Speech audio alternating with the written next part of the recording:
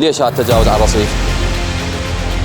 ممنوع ذني بعد يرجع عن تعهد قانوني هسه راح تسويه هنا توقع عليه، تعطينا هويتك، توقع على التعهد القانوني.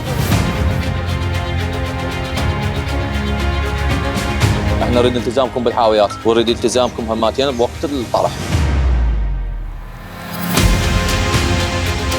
ليش هاي الوضعيه؟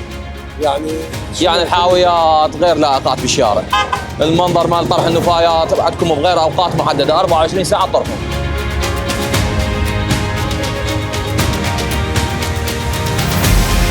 قرار 154 والقرار 296 تلتزمون بهم، وهسه توقع على تعهد قانوني.